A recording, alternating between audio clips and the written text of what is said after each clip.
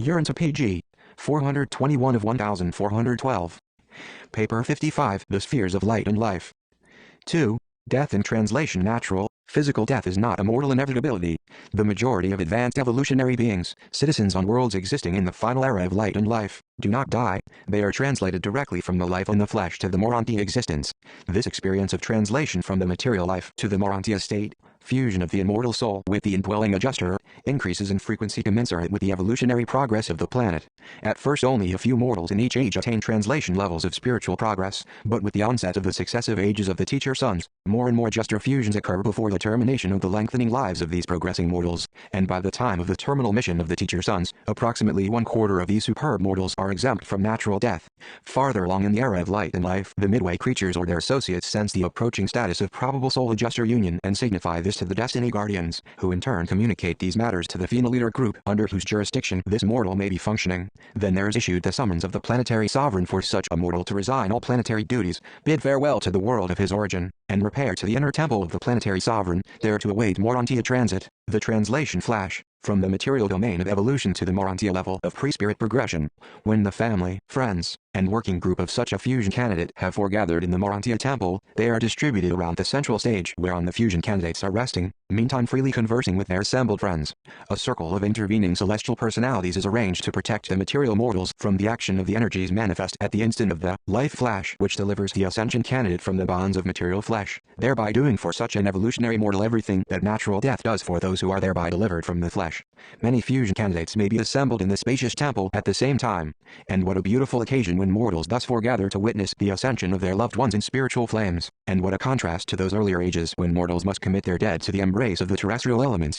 The scenes of weeping and wailing characteristic of earlier epochs of human evolution are now replaced by ecstatic joy and the sublimest enthusiasm as these God-knowing mortals bid their loved ones a transient farewell as they are removed from their material associations by the spiritual fires of consuming grandeur and descending glory. On worlds settled in light and life, funerals are occasions of supreme joy, profound satisfaction, and inexpressible hope. The souls of these progressing mortals are increasingly filled with faith, hope, and assurance. The spirit permeating those gathered around the translation shrine resembles that of the joyful friends and relatives who might assemble at a graduating exercise for one of their group, or who might come together to witness the conferring of some great honor upon one of their number. And it would be decidedly helpful if less advanced mortals could only learn to view natural death with something of this same cheerfulness and lightheartedness. Mortal observers can see nothing of their translated associates subsequent to the fusion flash. Such translated souls proceed by adjuster transit direct to the resurrection hall of the appropriate Urantia training world. These transactions concerned with the translation of living human beings to the Urantia world are supervised by an archangel who was assigned to such a world on the day when it was first settled in light and life. By the time a world attains the fourth stage of light and life, more than half the mortals leave the planet by translation from among the living. Such diminishment of death continues on and on, but I know of no system whose inhabited worlds, even though long settled in life, are entirely free from natural death as the technique of escape from the bonds of flesh. And until such a high state of planetary evolution is uniformly attained, the Urantia training worlds of the local universe must continue in service as educational and cultural spheres for the evolving Urantia progressors. The elimination of death is theoretically possible, but it has not yet occurred according to my observation. Perhaps such a status may be attained during the faraway stretches of the succeeding epochs of the seventh stage of settled planetary life. The translated souls of the flowering ages of the settled spheres do not pass through the mansion worlds. Neither do they sojourn, as students, on the Urantia worlds of the system or constellation. They do not pass through any of the earlier phases of Urantia life. They are the only ascending mortals who so nearly escape the Urantia transition from material existence to semi-spirit status.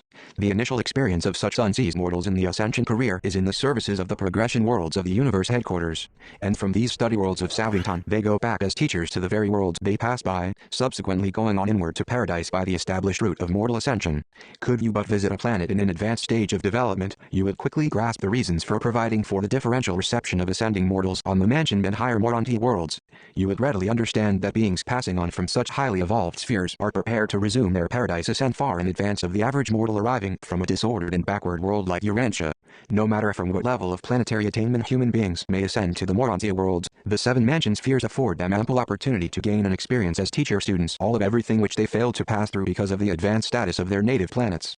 The universe is unfailing in the application of these equalizing techniques designed to ensure that no ascender shall be deprived of aught which is essential to his ascension experience.